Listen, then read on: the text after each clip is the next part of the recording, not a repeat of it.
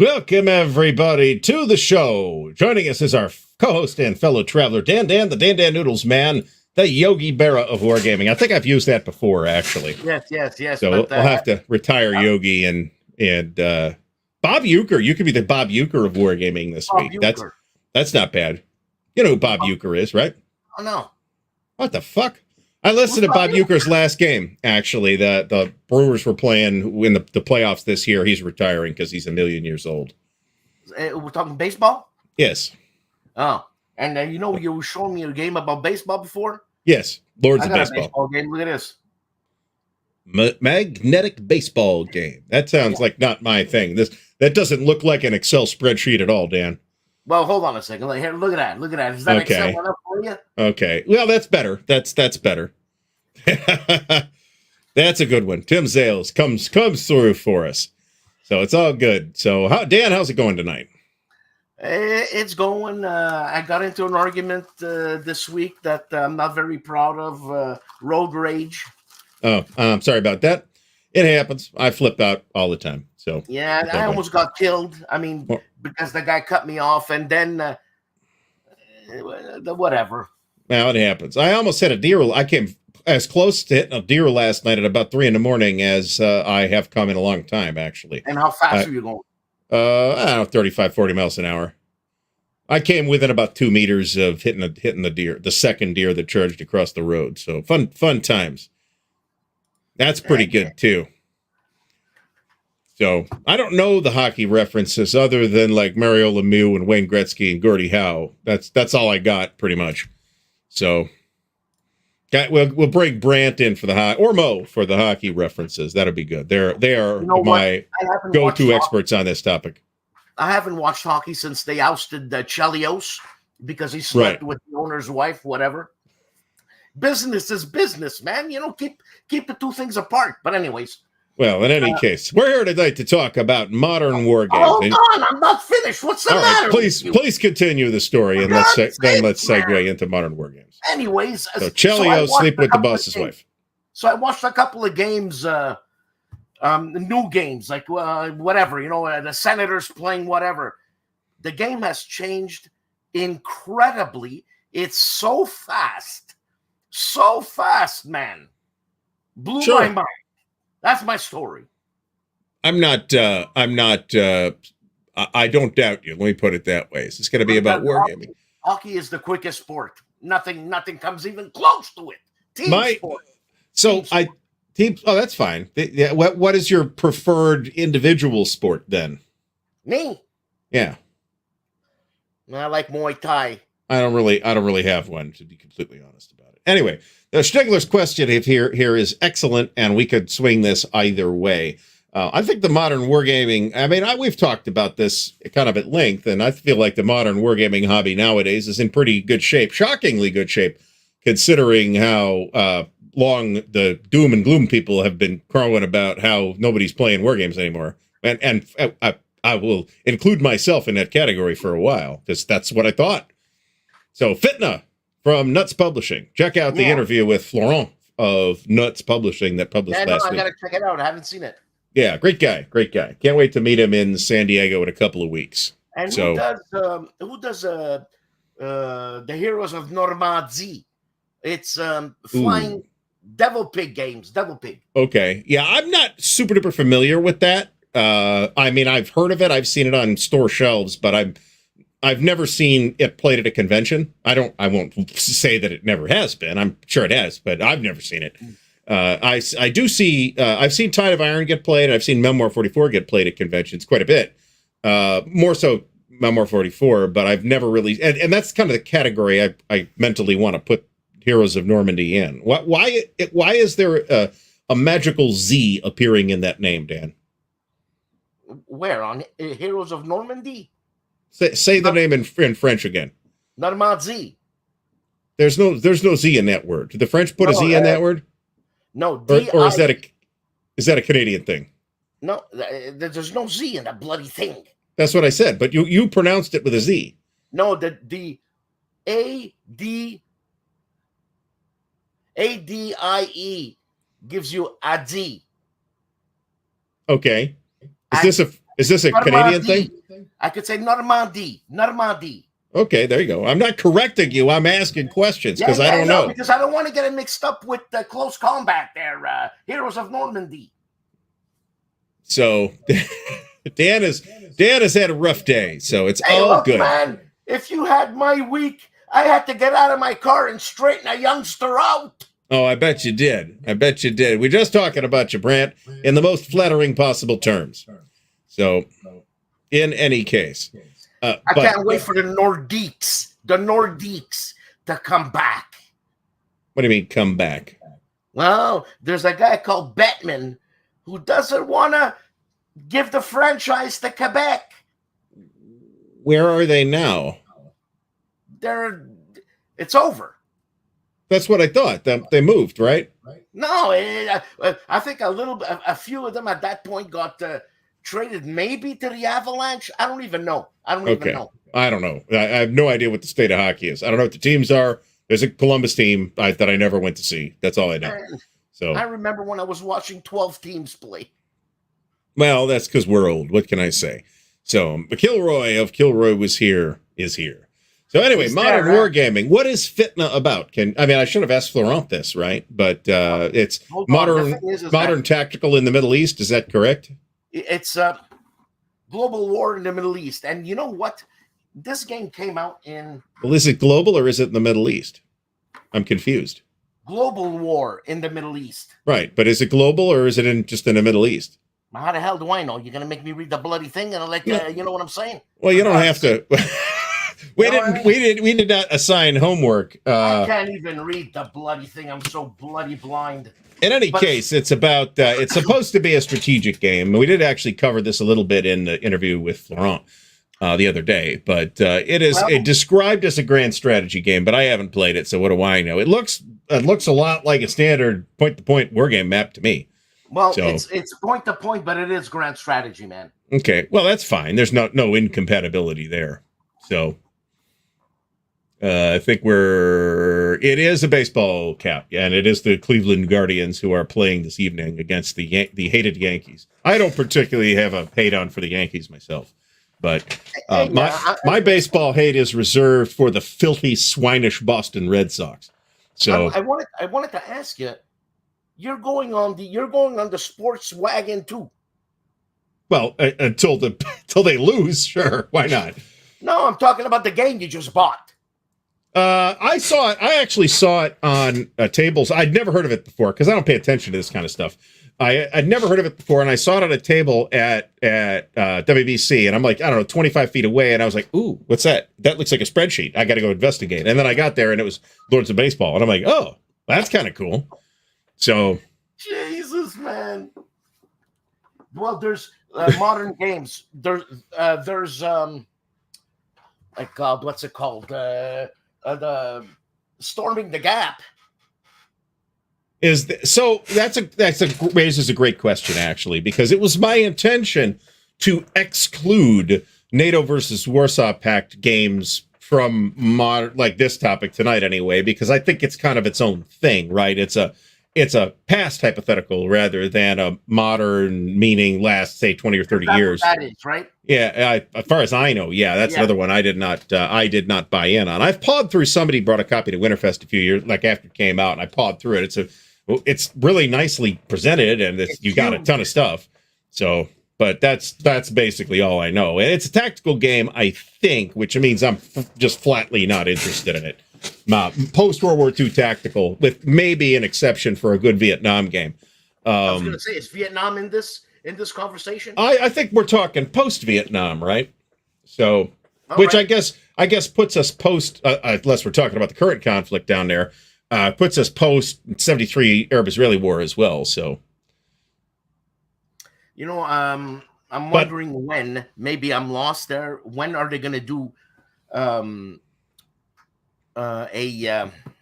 God's sakes, I lost my train of thought when I saw the Falklands thing. A Gulf War game. Well, we have had a few, not a ton, and I find that a bit surprising. So there's a couple reasons for it. I mean, on the one hand, it's surprising in the sense that it's a relatively recent topic. A lot of people who play in war games now were literally there, right? Yeah. So it's surprising in that regard. But on the other hand, it was kind of a whitewash, wasn't it? So if we're talking about the Iraq War anyway, it was kind of a whitewash. And then when you talk about the conflict in Afghanistan, there are a couple games on that. And there's some games on Iraq as well. There's like at least 3-4 games I can think of off the top of my head on Fallujah by itself. So this game here, Ardy, this game. Which one? That's pretty close to what's happening today, except that's not global yet. Yeah, I guess. I'm not familiar enough with it to really have an opinion, to be honest. But that's uncanny. I mean, and remember I said, was it that obvious? Well, I mean, it's not like that region hasn't been a powder keg for some time.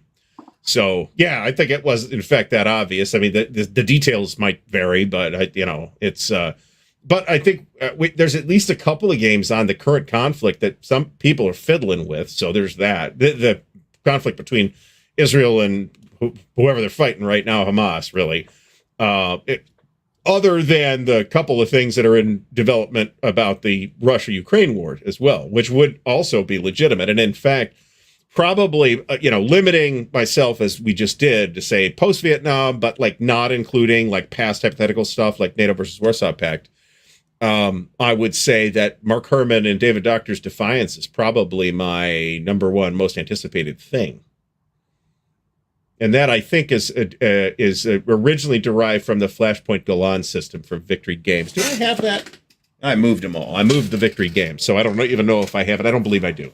Well, there's other Falkland War games. I don't know if you're, Jeff, I don't know if you're into the lock and load system, the tactical system, but they have a Falklands core box and a couple expansions. Mm-hmm. I'm unaware of any multiplayer Falklands games. Where there is Discord, might be multiplayer, but I'm not very familiar with that. It's a solo game. Oh, it is? Well, I guess it's not multiplayer then. Yeah, no, it's solo. Unless you have multiple personalities, and then you may get an exception. But so we've got that second Fallujah that came out in Paper Wars a couple of years ago, for example. That's supposed to be pretty good. I don't buy every issue of Paper Wars, but I did buy that one. Admittedly, I bought it because it had Third World War stuff in it. But Tiny Banner Publishing's got quite a few modern war games, man. Okay, for example. Yeah. Ramadi. Okay. Or Ramadi. Okay. That's what I am not qualified to comment on the pronunciation of the place.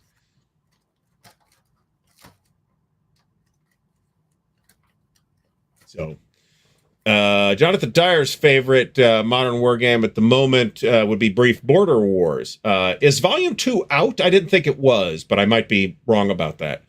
I've only played the first. I've played one or two of the games in the first volume, and it's a pretty good game, actually. It's tight. It plays fast, so if that's what you're looking for, there you go. So it's all good. It's all good. I'm not a huge modern war guy, though, to be honest, right? I mean, other than a very small, well, other than the hypothetical stuff, which I have more of than I need, bluntly, and other than a very small handful, like I've got a game on the TCS game on Goose Green, for instance. I've got very little post-Vietnam stuff. I don't have that much. I've got maybe 3 games on Vietnam, so it's not like I even have a lot. But the next TCS game will be at least, I think, entirely set in Vietnam. Now that I thought about it, but have you seen any good documentaries on the Falklands War? I have not, because I'm not that interested in the Falklands War. Okay, I did. Now, which is not to say, I did not say that the Falklands War was not interesting. No. And at least for a little bit, it was competitive too. And then the UK kind of came in and won. But it's an intriguing topic, but I can't buy war games on every topic that's even vaguely interesting, right? I don't have the space. Well, I saw a documentary, and there was some pretty heavy fighting hand to hand, man. Oh, yeah. Yeah. I've always actually wondered where the lake is that the Lakers are named after. Is there a lake in Los Angeles? I'm not sure. So there's no water in Los Angeles. Well, it is a desert, but there is water in it. They irrigated the place. So Yeah, I don't Yeah. know why I don't think there are any Grizzlies in Tennessee either, as far as I'm aware. So you don't really have to be incredibly astute about this, right? So I now also have all of the Second Front games. So this is NATO versus Warsaw Pact stuff, which, is modern, but it's hypothetical modern.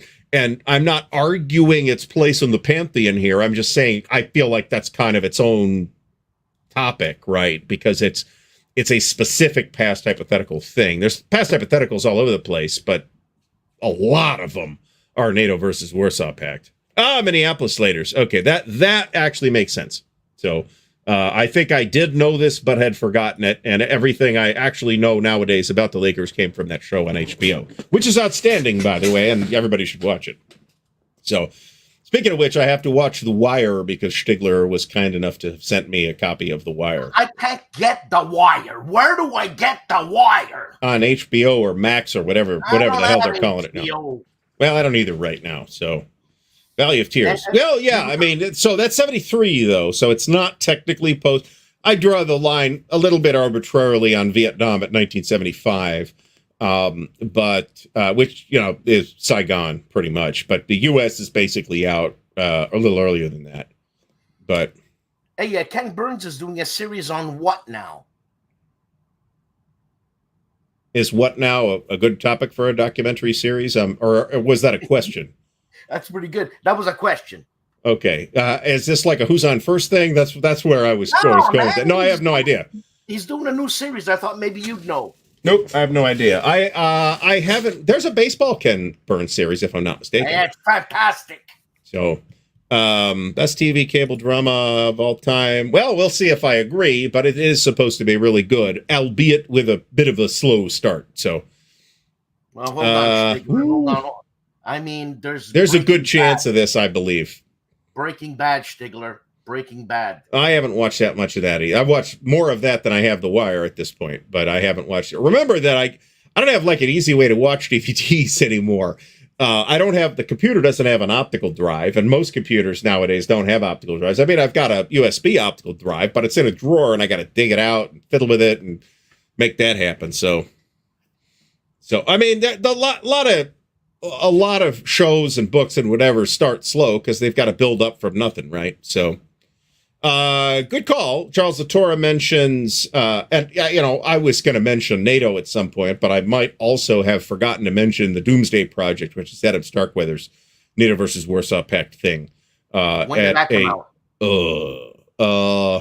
Is the Doomsday Project the CSS system? I think it is. So there's two games out in that series. Fulda Gap is one of them, and I forget what the second one is. The Enemy is at the Gates is the second one, and that came out maybe in the last 6 months or so. I'm about 3 episodes into the new season. I will end up finishing it, I'm sure, and actually that's when I figured out that my Amazon account wasn't working right, was when I couldn't watch it. I think I was confused, Shigler. I'm like, wait, what? Yeah, no, but I knew what he meant. Yeah, I've watched about half a dozen episodes of Breaking Bad, and it is good. I mean, it was good. I think it's a lot of shows don't hit their stride until after their first season. Let me put it that way. There are exceptions to that, but not that many. There was also 6 Feet Under. I never watched a single moment of that. It did have the guy, Bob, what's his name, that played Dexter in it. I know that. That's like all I know. Ooh, there you go. Yep. And NATO, The Cold War Goes Hot is really good. It's as I've said many times at this point, I'm not the world's biggest modern war game or NATO versus Warsaw Pact guy, but for somebody that says that, I feel like I've got an awful lot of NATO versus Warsaw Pact games. You know what I'm saying? Dating from the SPI days, of course, SPI did plenty of that, up to, the relatively recent stuff from Thin Red Line and whoever else. So even more crushing, I believe, than the last 5 minutes of Dynasty, I believe. So, well, Stigler, even the opening 2 minutes of 6 Feet Under was pretty crushing. Excuse Yeah. the pun. Oh, here's a great counter example to the most TV series are finding their feet in the first season and don't really hit their stride until the second or third. Heroes on I think it was on NBC, and the first season was pretty good. And a lot of people were watching it, and boy, did that take a nosedive. And immediately in season 2, right off a cliff. Terrible. It looks sophomoric to me, man. Well, it was cheesy, but it was on network TV too, in an era where I think it was less clear to as many people that we are, in fact, in a golden age of television right now. But we're counting streaming television we're counting streaming as television nowadays. So that NATO is very strong, and I have a very good feeling about Air and Armor as well whenever that rolls in here, and it will. So I don't doubt that. This is true. I can't keep track of all this shit though. So, but probably the magnum opus modern, at least NATO versus Warsaw Pact thing that I have is probably the Compass Third World War. It's a really terrific game. That's probably my favorite example on that particular topic. That's Ty Bomba? No, it's Frank Chadwick. I did say Chadwick. We should have that guy on, for God's sake. Frank doesn't return my emails, so you arrange that, Dan. Maybe he'll talk to you. This thing, we've played it twice. It's great. So, and this is well, it's as monster as you want it to be. So what this is 4 separate games that were released back in the late 80s or early 90s, I think, by GDW, and Compass brought them all out in one huge, giant box. And this thing is. When did it come out? I never seen that. This says 2021, which sounds roughly correct. And the complexity on that game, the detail on that game, Ardy. On GMT's scale, I would call it probably a 6. A 6, huh? Yeah. There's this guy, too, also from Compass, and this is a John Gorkowski game. There's 2 of these. There's this and Indian Ocean Region. I think I mentioned these last night. I haven't played these, but these look promising. And in fact, I should suggest to our gaming group that we play these. So, man, the amount of stuff that Compass put out, man, it's unbelievable. Yeah, I mean, and in terms of output, I haven't done an analysis of this, so I could be wrong, but I feel like of wargaming publishers, Compass puts out more war games per year than anybody else, with the possible exception of GMT. And I only say possible because not everything that GMT produces can be called a war game with any level of credibility at all. This is also true of Compass, but it's a smaller percentage of less wargaming stuff from Compass. So, I have it too, and it looks good, but it's a terrible title. It's like it doesn't seem like a title. It's like naming your war game Joseph Schwartz. What's wrong with that? Well, there'd be nothing wrong with that, except it doesn't sound like the title of a game, right? Terrible Swift Sword. That is the title of a game. Possibly. That's true. Possibly the greatest wargaming title ever, in my opinion, of course. So, yeah, actually, you're right. It's kind of like an All Your Base Are Belong to Us title, where you scratch, and like a lot of anime, where it's like, what is this about? That's great what you just said. What is the best title of a war game? Well, I just told you my offhand. If I thought about it more, I might come up with something different. But offhand, I really like Terrible Swift Sword. So, well, Stalingrad 42 is pretty heavy too. It's got the virtue of simplicity. It more or less tells you what the game's about, even though Stalingrad is just like a couple hexes on the map. Yeah. But the Red Strike also looks promising, but I don't have that, and it's already sold out at VUCA. So, John Strain, thanks for stopping by.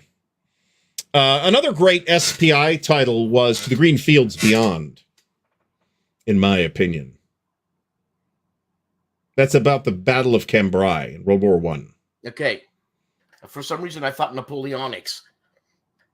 No, well, if you don't know the specific reference, then yeah, it could read like a Napoleonic title. But that's true of Terrible Swift Sword, too, if you've never heard the Battle Hymn of the Republic. Another good one from Clash of Arms in this case is Home Before the Leaves Fall. Yeah, okay, it's very poetic.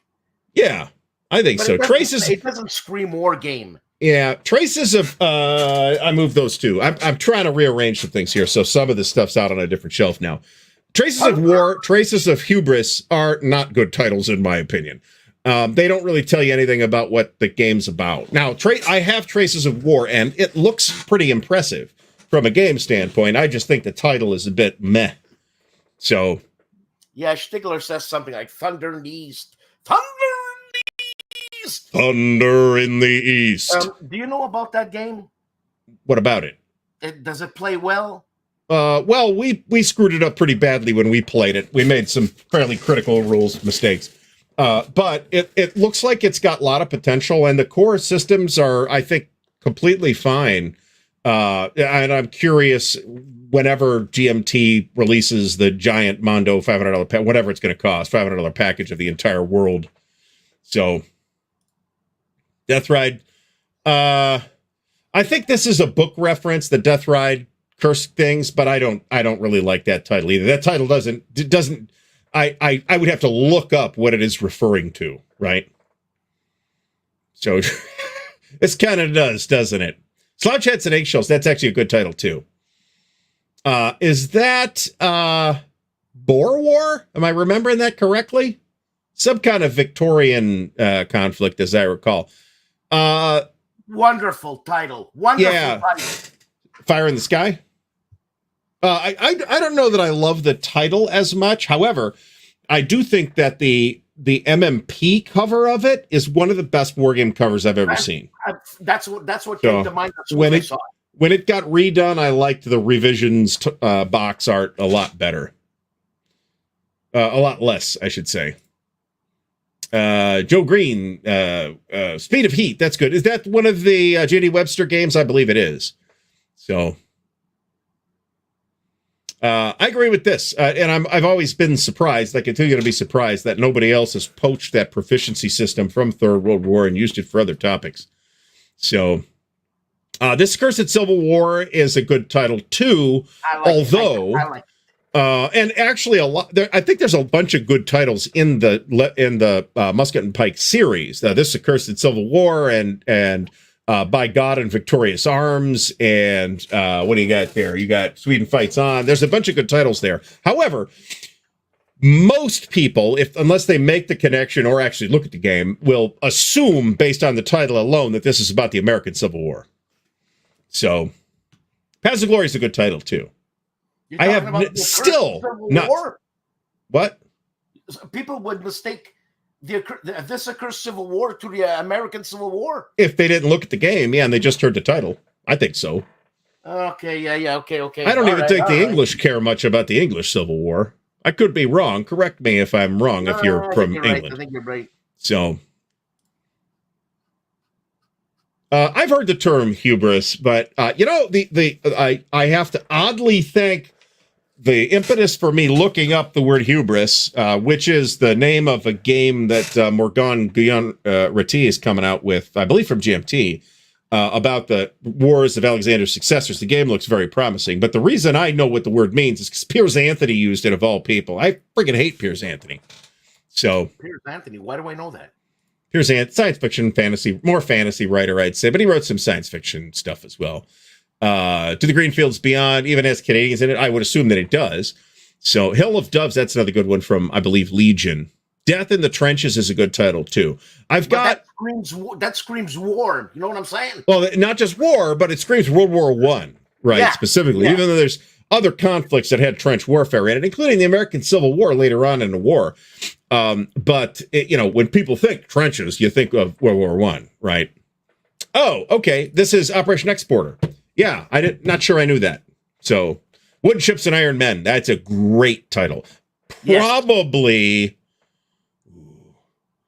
Possibly Avalon Hill's best title, I think. It's fantastic. I think so. Very evocative. Yeah. Thunder at the Crossroads is also a good title. Paths to Hell is... Thunder at the Crossroads, yeah, that's Gettysburg. That's the I forget whether it's the CWB or the RSS Gettysburg, because they've done the gamers have done 3 different Gettysburg games at this point and multiple editions of one of them. So yeah, I agree. I'm also a big Stanley Kubrick fan, so so there's that. I've never seen the movie. I played the game a bunch, but I've never seen the movie. But I mean, I know what the movie's about. So when I saw it, it's like, hey, World War I, cool, let's do that. Yeah, so, and yes, hubris does come from the Greek, and I struggled with the pronunciation. I always wanted to pronounce it like it was French, which is not accurate. So this is possible, but frankly, I have no idea. This is actually a good title too. Yes. So Herman, I'm not sure who came up with the title, whether it was Herman or Mark Walker or who, but I'm going to assume it was Herman unless somebody tells me otherwise. This is from the Gettysburg Address. So great topic, and great title and great sourcing of the title, I think. Enemy at the Gates is great, but there's like 3 or 4 games with very similar titles at this point, plus a movie, which is decent, but not my favorite movie. So this I don't think is a good title because it did I until I looked at it, I had no idea what it was about.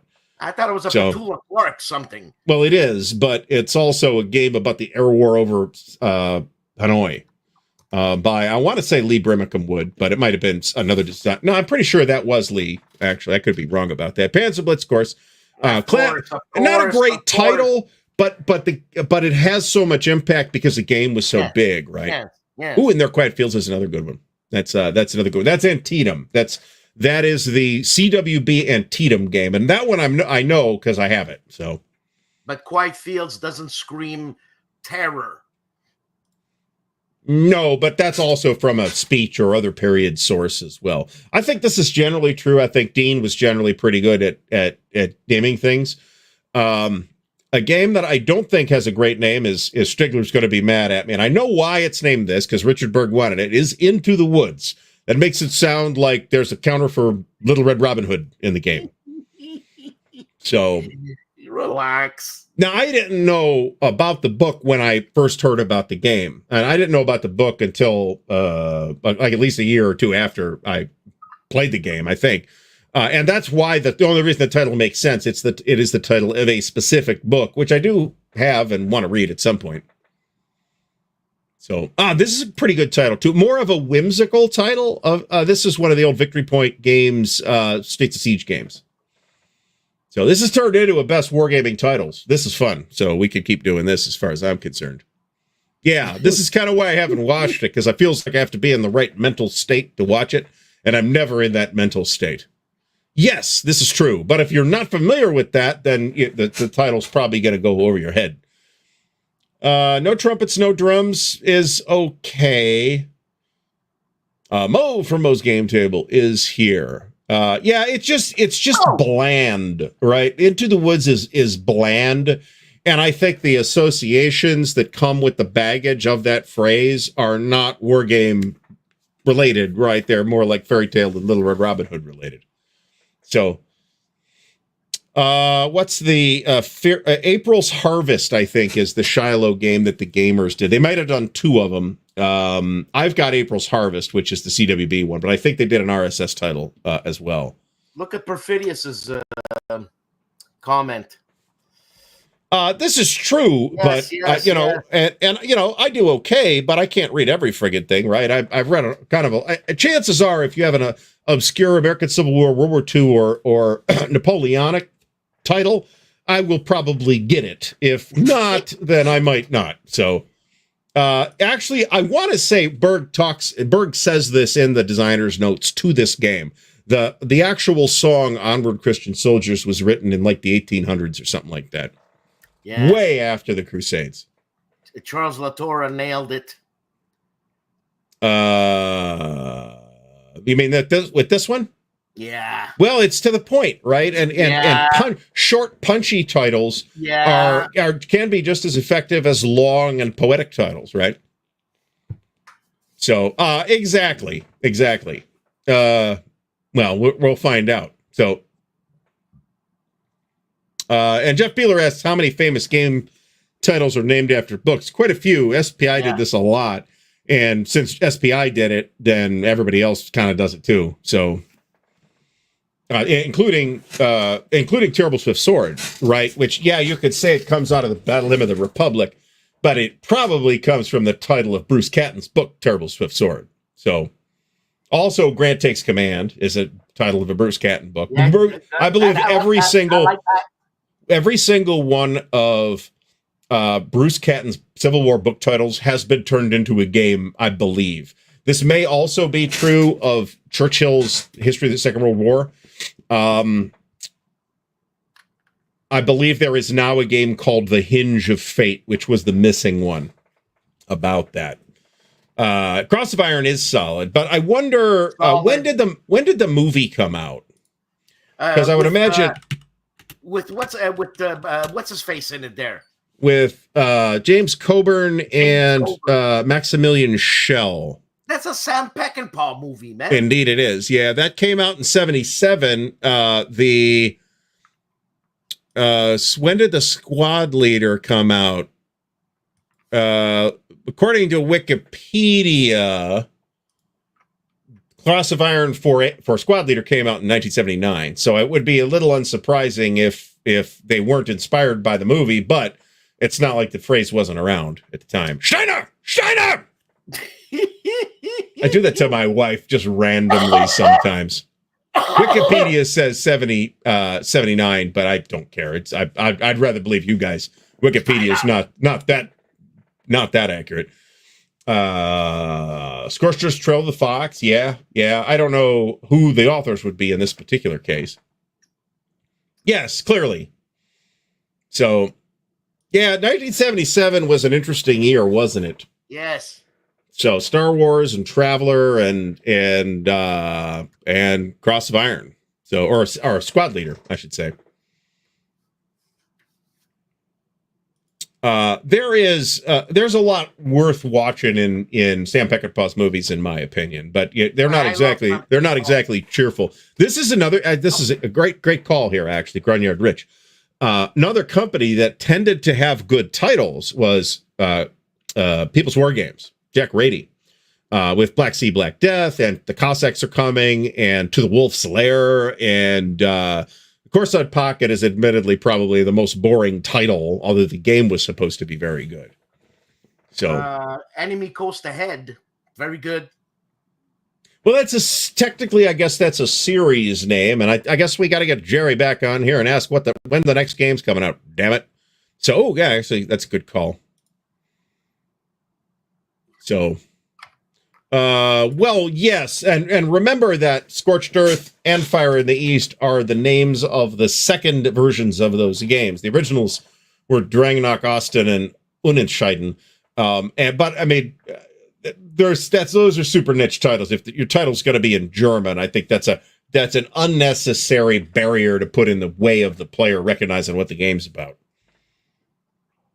So, are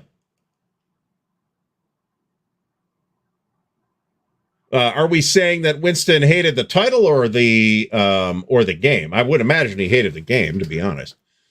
So, there is a documentary on the Dambusters raid floating around somewhere, by the way. So that would be worthwhile. Bridge Too Far, SW. I'm not sure. Well, I assume we're talking about the movie. That's about 74, something like that. Might have been 78, 77. It's another one, 77, yeah. And that's probably my favorite war movie. Stegler nails it again. So there you go. Someone mentioned Saturday Night Fever came out too in 77. I suppose that's true. But that was not the kind of thing I was going to go see at age 6, however. No. So I didn't even see Star Wars in its original theatrical run, actually. I didn't see it until like the second or third. Because I remember back in the day, the movies would come back to the theater because you didn't have the option of watching them at home unless you were some kind of cinemaphile or something with a lot of specialized equipment and expensive equipment. So you would just go back. That's why to this day, if you adjust for inflation, Gone with the Wind is one of the most money-making movies of all time because it was released in theaters like 70 times. So there was a oh, there you go. Eric Schaefer is drinking a fine glass of Lagavulin. Fantastic. You know what? But I didn't see Star Wars until at least the second and maybe the third theatrical run. And I don't think I saw Empire Strikes Back in its original theatrical run either. I did. So I went to see the remastered games, the remastered films when they came back out in the theaters many years later. And I think I dozed off in Return of the Jedi. You know, I never saw 30 Seconds Over Tokyo. I got to watch that. I have seen it, but I saw it probably 40 years ago. So, SW, Star Wars, dipshit. So, yeah, rough to plus or minus a year. Yeah, it's pretty. The last of the great ensemble war movies, I think, was A Bridge Too Far. Some people will put the Thin Red Line in that category, and it is kind of an ensemble war movie, but I didn't think it was all that good. So I've still not played that, actually. So it's something, but I got plenty of stuff to play already, so I don't need, and I've got Freedom in the Galaxy. What do I need, Star? I could rename all the characters, and it would work fine. Did that come out in 77? No, that was like 79 or 80 or 81 or something like that. I mean, it might have been 78. It was clearly heavily inspired by Star Wars. Nobody's arguing with that. Stegler has once again, correct. I did not like the Thin Red Line. I thought it was a lot of dudes walking around in dream sequences with sheafs of wheat flowing through their hands and other stuff like that. It is a well shot film. I'll say that the cinematography is really good, but I didn't think it's a good movie. Is that the one with what's his face? Jim Caviezel and like everybody. It's one of those movies that everybody's in it. Ted Danson is in it. A lot of people are in it. I've heard that Generation Kill is good, but I haven't seen it. But that's a series, right? It is, yeah. I believe it's. We're talking about Generation Kill or Generation War. No, Generation Kill. There's another series I think called Generation War that's a German series, but we may or may not be talking about the same thing. So a lot of people didn't like that. It's boring, right? Particularly coming out sort of like the last great war movie people had seen at that point when it came out was Saving Private Ryan, which is fantastic. And it just doesn't hold up, right? So, good question. Okay. I'm thinking of Generation War, which is the German series about World War II. I kind of see this, actually. I can kind of see that David Lynch. I like David Lynch, too, up to a point. Although my favorite David Lynch film is still his version of Dune. Is it really? Yeah. I've seen it. I've seen several. I haven't seen all of them. I've seen that. I've seen Blue Velvet, which is good. And I've seen Mulholland Drive, which is good. And there was the follow-up to Mulholland Drive. I remember nothing from it except I didn't understand anything that was going on, which is pretty typical David Lynch viewing experience, to be completely honest. And maybe why he was not a bad choice to direct Dune, actually. I love Eraserhead. I love it. I've never seen Eraserhead. I love it. We have to turn Jim Ozarski onto that too.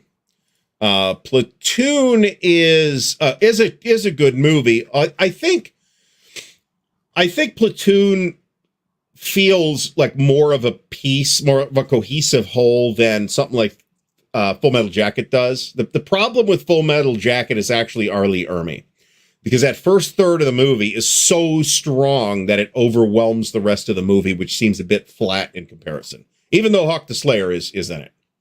So despite that, has there been a game called All Quiet on the Western Front? Yes, I think so. Okay. I mean, I'd be a little surprised if there hasn't been, but I don't know what. Well, it's David Lynch. You expect it to be weird.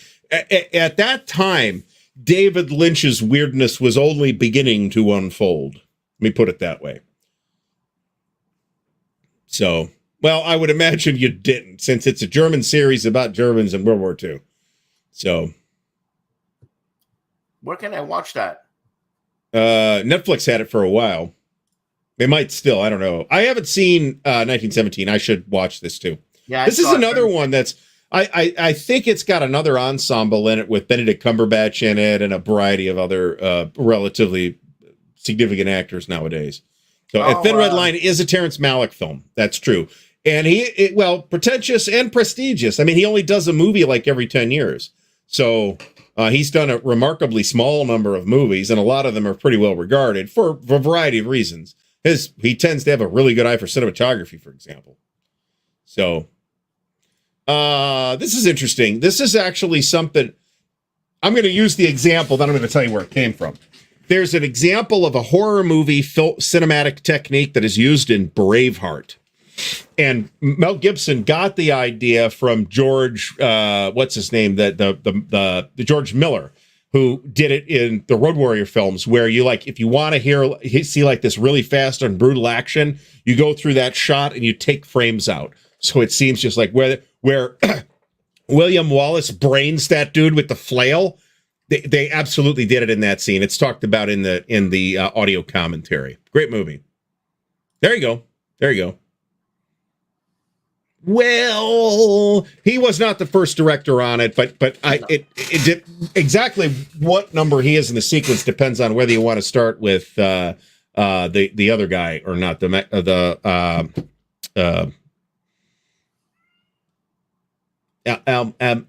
want to say Avogadro's tune, and that's not it. Alejandro Jodorowsky. That's the guy I'm thinking of.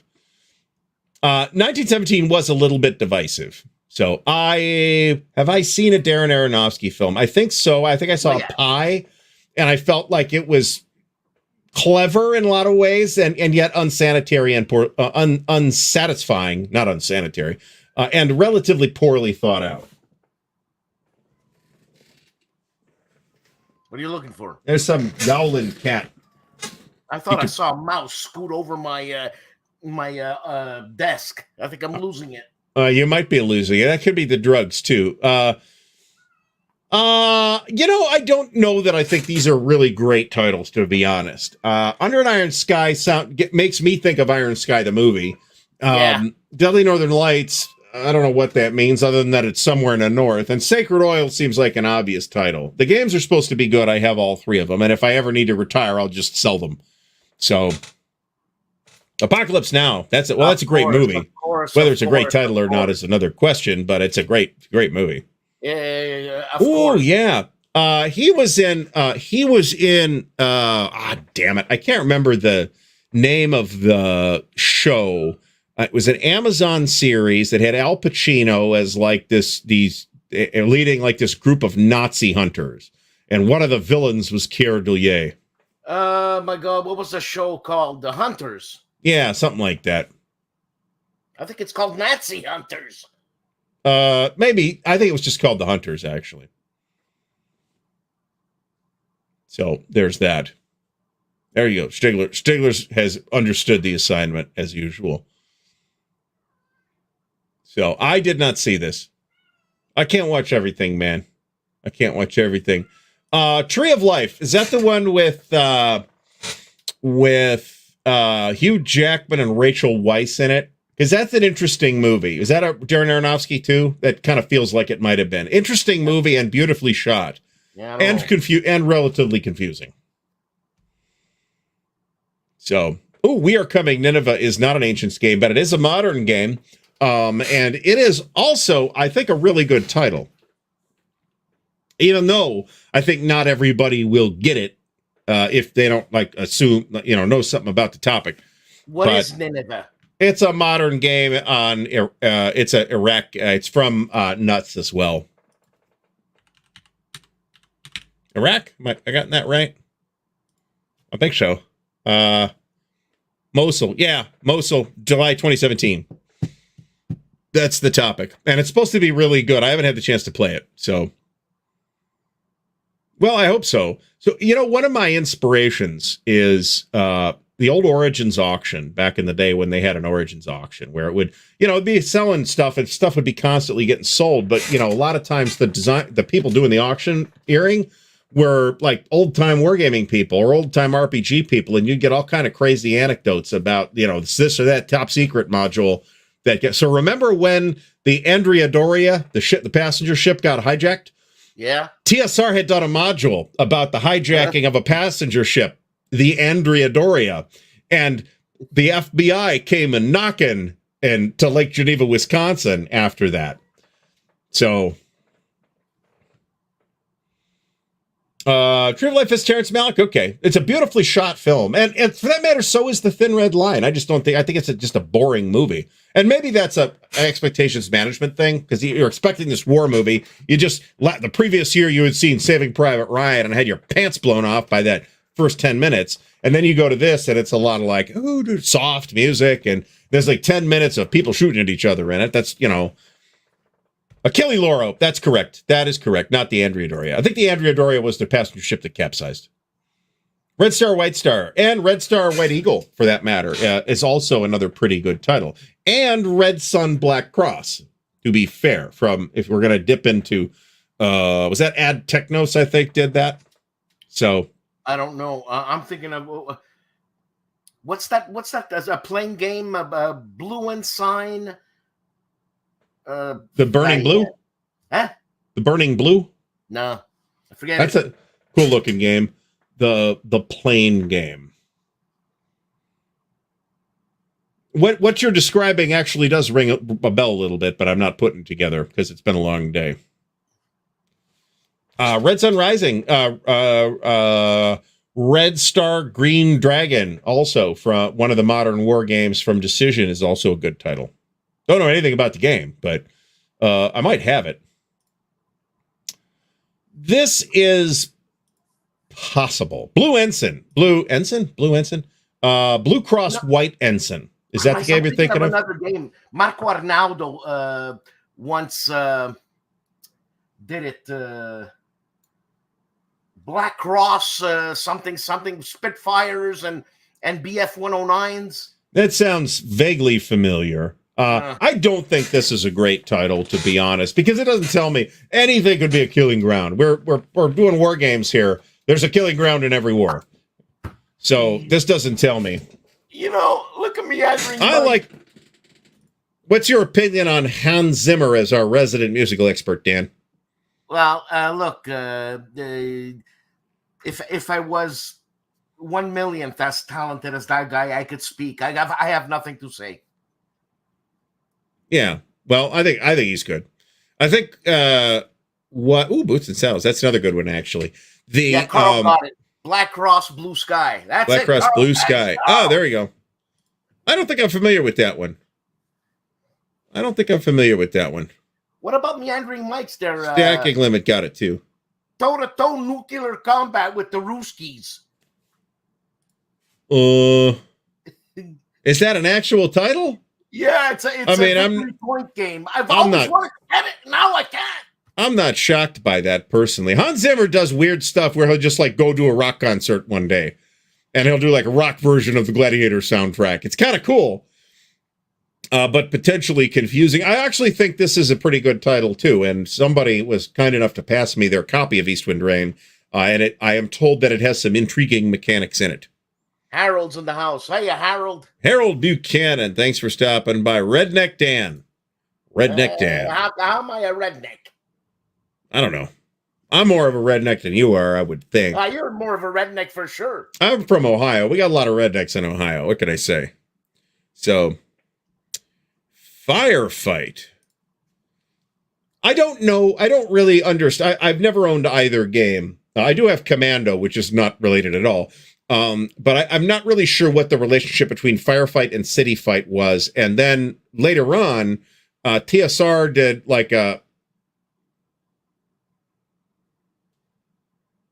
maybe that was a different series. I'm thinking of the Hetzer game, which was a tack onto the sniper thing. So, Very good, John. We'll see you next week. I actually set everything up in the car last Saturday, thinking it was last Saturday, and it's in fact this Saturday. So, Yeah, I'm thinking a city fight. yeah, I always mentally conflate the two in plausibly because of their similar titles more than anything else. Now, I do have to say, I mean, this definitely is an honorable mention for best title in wargaming. It's not a war game, but it was done by a wargame designer and was published eventually by a wargame publisher. Up Against the Wall, motherfucker. Possibly the finest Jim Dunnigan title of all time. Ooh, Siege of Firebase Gloria. That is a Paul Rohrbaugh, isn't it? I don't know. Am I right about that? But that's another company, Paul's company, High Flying Dice. A lot of modern war games. Mm-hmm. So there have been a lot of different Cleveland baseball caps over the years, and this is reminiscent of the ones that they wore before they put Chief Wahoo on the hat. Chief Wahoo was around for decades, but he wasn't always on the hat. But before Chief Wahoo was on the hat, it was very similar to this with slightly different colors. So there you go. Up Against Dan Pancaldi, High Flying Dan Pancaldi. I've never really looked at either game, to be honest about it. A copy of one of the two, I think it was City Fight, passed through my hands at one point. That's the green one, right? I think so. It's easy to get them mixed up, to be honest. And on top of that, Commando's got a kind of similar looking box color, too. So we did miss the start. So post-Vietnam, but we're excluding, for this purpose, NATO versus Warsaw Pact, because there's like enough traffic in that by itself to be its own show, frankly. There you go. Harold's got something started here. I know, but I like that game, the Sheboygan game. I like it. The Fate of All, which I believe was titled based on a line from Thucydides, I think. I don't think this is a great title because I didn't remember the line from Thucydides, even though I've read it. So, October War, post-Vietnam, October War 73. Do we consider 73 post-Vietnam? I would be inclined to say no. No. But you could, there's a number of different places where you could arbitrarily set the end of the Vietnam War. So, when did it end? 75, 76? 75 is Fall of Saigon. But by that time, the U.S. is out the door. So, a lot of Americans will say the war ends when the U.S. pulls out. So, well, I mean, it is, but in a way, it is the dividing line. And whether it is included in like the post-World War II topic, which would also presumably include the Korean War, or whether modern starts after Vietnam. I think Vietnam is pretty transformational conflict as a conflict. So I would be inclined to include it in a list, a discussion of modern war games, but then I just didn't at the beginning. So it's not really more complicated than that. So, well, most people will agree. I mean, to a lot of war gamers specifically, modern means post-World War II, or at least post-Korean War, right? So after 51, 52. And there's a lot of hypothetical stuff in that space. But it is possible, I'm not saying I necessarily agree with this, but it is plausible. You could make an argument that the Korean War was fought in a very similar way to World War II, in a lot of respects, at least. Vietnam was not at all like World War II. And in fact, the lessons that the U.S. learned in World War II worked against them in Vietnam. So, talking about Korea, do you know the show Indy Nidell's World War II? Nope. Really? He's doing a Korean week by week. Is this? Oh, is this on YouTube? Oh, yeah. Okay. And it's fantastic. Fantastic. There you go. Dan, this is your game title. I don't want to take command. I don't want to take command. I don't know. He doesn't want to be in charge of anything. I don't want to be in charge. Being in charge is stressful. Now, I can absolutely see an argument that says that the nature of armed conflict has changed significantly between the Korean War and the war in Ukraine right now, right?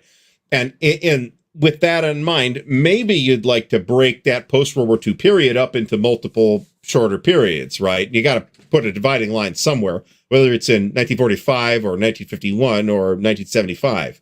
So, it's up to you how you want to define that. These terms only have meanings insofar as we attach meanings to them. There you go. That's a good question, Dan. Is it a Sicilian name? No, it's Neapolitan. Sorry, it's a Tuscan name. Okay, so you're from those uppity people in the north of Italy, is what I'm hearing. I'm telling you, we were the king's fools. I find that relatively easy to believe, oddly enough. And my Italian side of the family was from the opposite end of the country in Sicily and Calabria. Not at all, no. And the thing is, king's fools, they were nobles. Well, sometimes, yeah. Well, my name was. I haven't really looked at closely. I mean, I'm aware of Tactia Strategia. They're a Polish publisher. They have a lot of games. And I've heard some good things about at least some of them, but they're not super duper easy to get in the US. No. Noble Knight has them from time to time, and you certainly have options, but they're also a little bit hard to get. So not many American wargamers seem to be particularly familiar with them. I agree with this. This is actually why I bought Gulf Strike. So you're welcome, America. There's a new version of Gulf Strike coming out, announced literally the week after I bought Gulf Strike. So there's that. But yeah, this is actually why I bought the game, and the version of it that I did, I made sure I got the one with the Gulf War module in it. So who invited Harold here?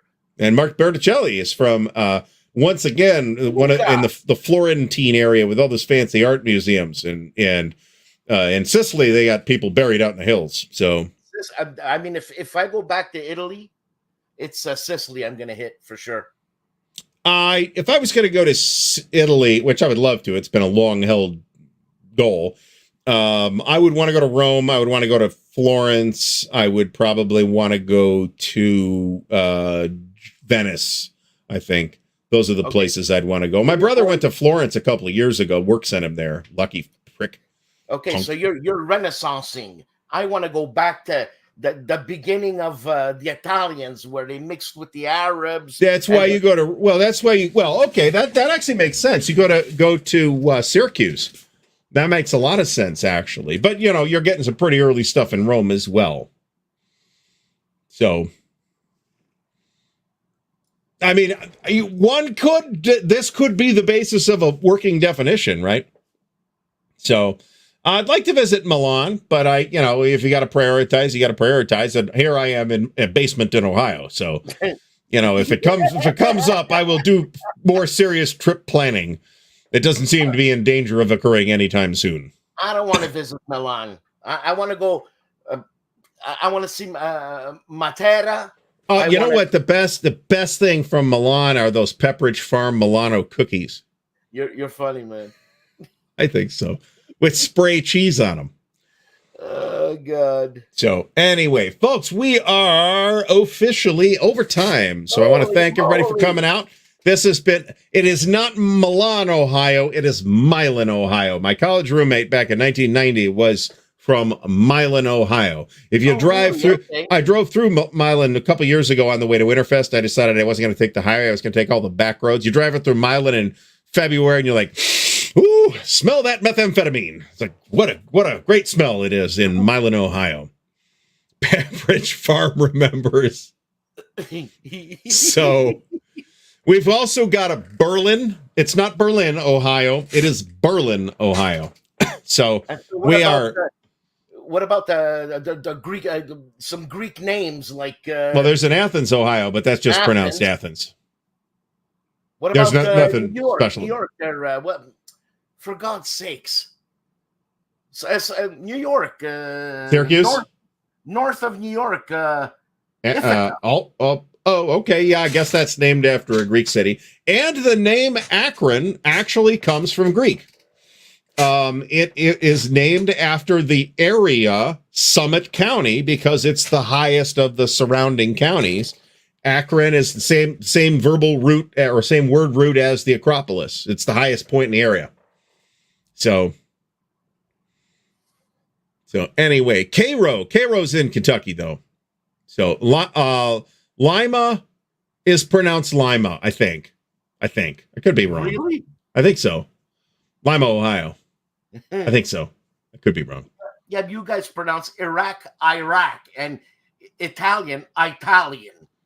My mother, who is the Italian person in the family, does say Italian and Italy. So she might even be watching the show. All right, if she says it, I know when she watches the show because I get texts immediately after the show along the lines of, "You look like you are homeless. Please shave and get a haircut." So, you know what to expect, man. That's great, though. So yeah, it is funny. I showed my wife that she did that. She did that last week, and I was like, "That's hilarious." Anyway, all right, folks, we have got to. This is true. That we have actually established that my mom is a Harold fan. So no way, and you know what? Because he looks great. We do not have time to. That is not why we do not have time to go into the story. Because we are over time already. So I'm going to let everybody go. Dan, we'll have a special guest on next week. I don't know who that'll be yet. Everybody, thanks for coming out. And we're going to use the brand new outro feature here in StreamYard.